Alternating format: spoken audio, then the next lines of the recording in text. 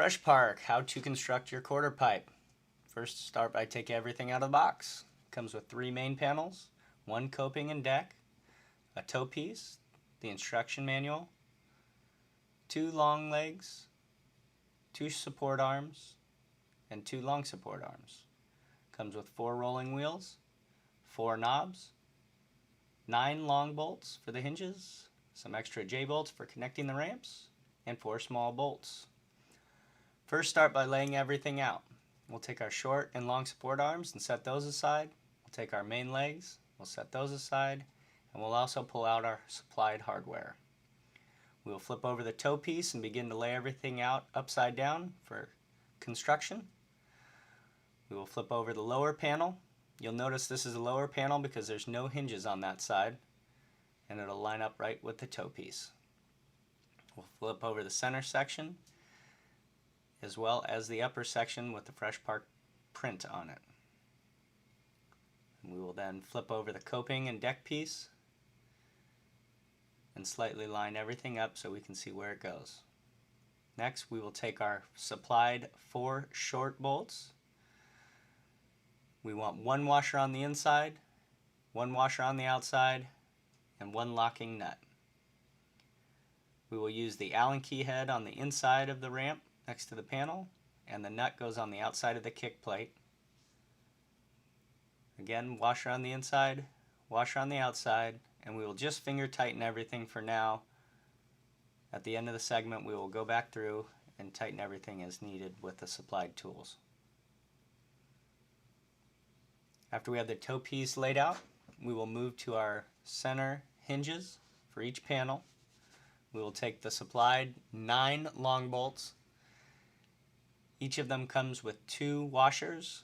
You want 1 washer on the inside and 1 washer on the outside of each of the hinges, and then finger tighten the lock nut.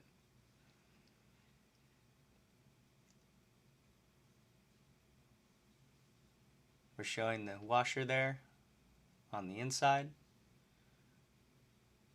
washer on the outside, and finger tighten.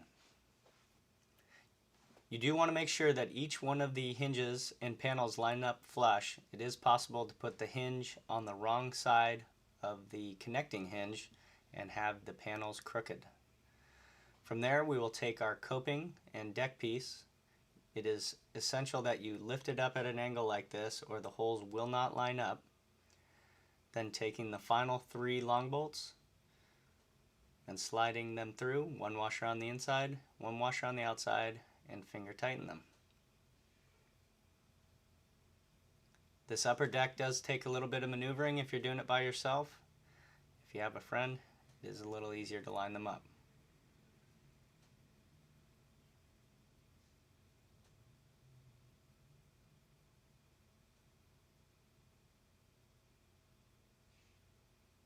We'll finish by finger tightening the last nut. We will grab our supplied Allen key and wrench, and we will go back to the toe piece, and we will tighten each one of the 4 short bolts so that they are very firm but not over tightened. The ramp will self-level itself once we flip it over, so you do not need to over tighten these. Next, we will move to each of the hinge bolts. We will also tighten these so that they are firm, but do not over tighten these. If you over tighten them, they will not allow the ramp to fold for storage. Be sure and tighten each one of these and double check them to make sure that your ramp is safe. We'll move up to the coping and deck piece. Again, tighten these so that the hinge just touches and the lock nut catches, but do not over tighten.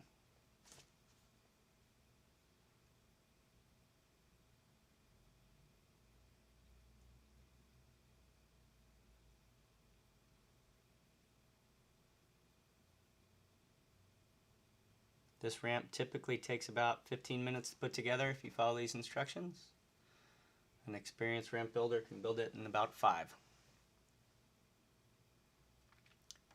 We will then take our 4 supplied wheels take off the wing nut, and we will slide it through the side holes, sleeves of each panel. You'll want to put it on the lower section or the back section of each of the panels so that when you fold it up, it allows for easy rolling. When you reapply the wing nut, make sure that it is as tight as you can get it. You can hold the inside with your finger and tighten as much as possible.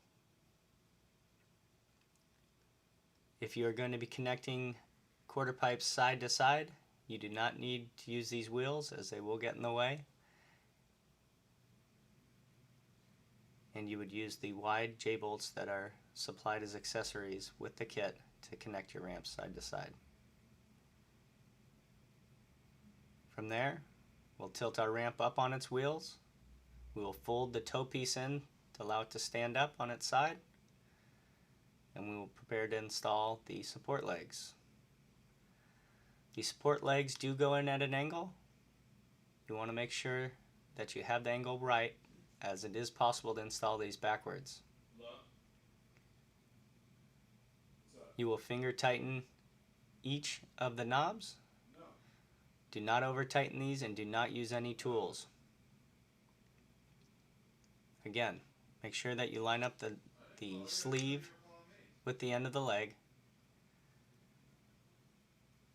Tighten the knobs as much as possible, but do not use any tools.